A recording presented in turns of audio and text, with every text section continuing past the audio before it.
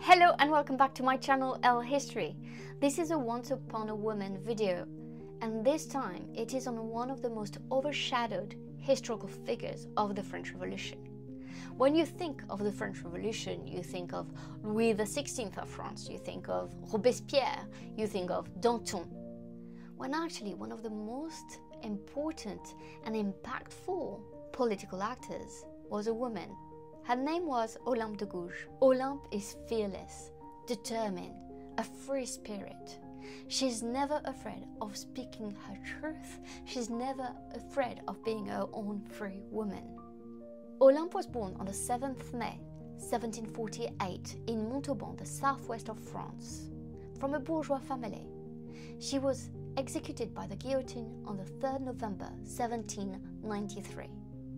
Her real name is actually Marie Gouges, but she was going to choose the name Olympe de Gouges as her pen name and as her real name. So this is how we're gonna know her, Olympe. Thanks to her mother Anne, Olympe received a very good education, and what I mean by this is that she learned how to read and write in French. Now you're going to tell me, well, that's not very surprising. Yes, it is, because in southwest France, the language that was spoken at the time was Occitan, so now it's known as a patois. But to have an education in French meant that Olympe, had an advantage, over so many other people that were in France at the time. It also meant that Anne, her mother, had somehow, some hopes for her daughter, for the fate and life of her daughter. What's extraordinary is that Olympe is going to become one of the most prolific writers of the French Revolution of that period, and yet she's completely overlooked, ignored, and overshadowed by so many other men and sometimes even other women. In 1765, Olympe is forced to marry a man that she really didn't like, Louis-Yves Aubry. Together they're going to have a son, Pierre Aubry.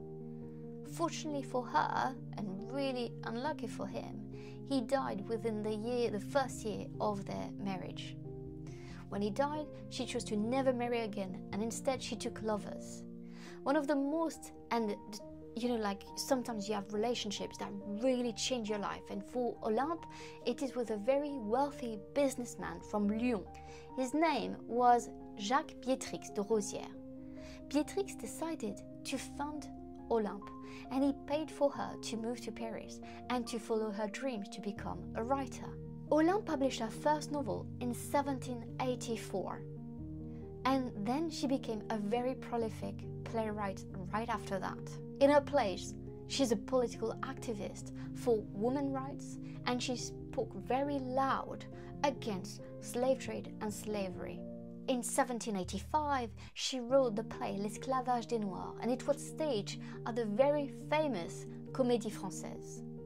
There she really attacked the foundation of slavery and the foundation of slave trade. She argued that men were created equal, were born equal, and that slavery should not be happening. 3 years later, she published a pamphlet on Réflexions sur les hommes nègres, where she stated that kings who are just do not want slaves, as they know that they have submissive subjects. What is very interesting is that when the French Revolution started in 1789, Olympe did support the revolution. She did think that there should be changes into how things were working. However, she was not a true revolutionary in the sense that she wanted a compromise, and she was supporting a constitutional monarchy. For her stand against slavery, Olympe de Gouges received threats, death threats.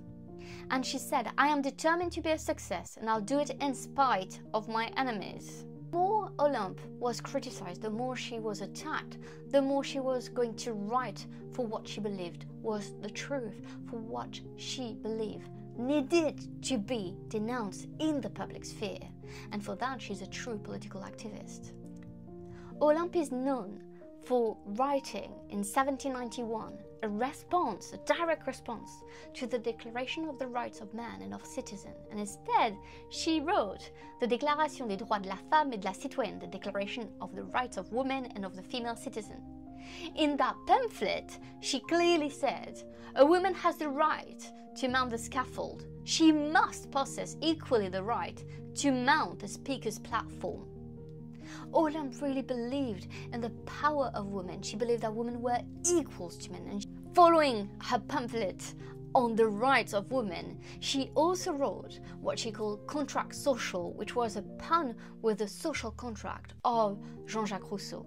And there she defended the rights for women to decide who they should marry. So it was proposing that marriage should be based upon gender equality, that men and women should be able to choose the one they wanted to marry. And here again, she was reforming the ideas around marriage and around the status of women in the society, in the French society. This was unheard of, and obviously she received lots of backlash for this, and she was attacked for her opinions about women's rights and gender equality.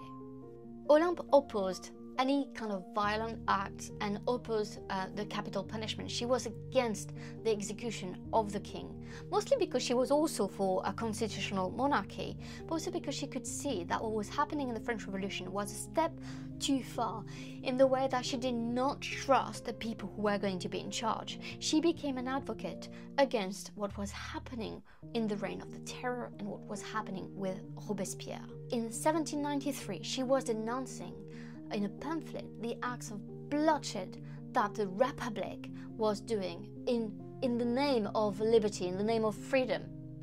And she published The Three Urns, or The Salvation of the Fatherland, by an aerial traveller. This pamphlet led to her arrest.